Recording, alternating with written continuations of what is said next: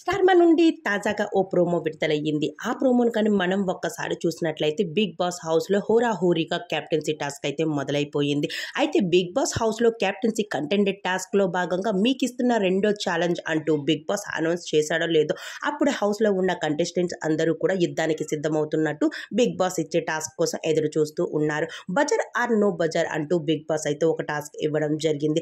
దాని తర్వాత సంబంధించి హౌస్‌లో ఉన్న కంటెస్టెంట్స్ అందరూ కూడా గార్డెన్ ఏరియాలో వరుసగా అయితే నించోవడం జరిగింది.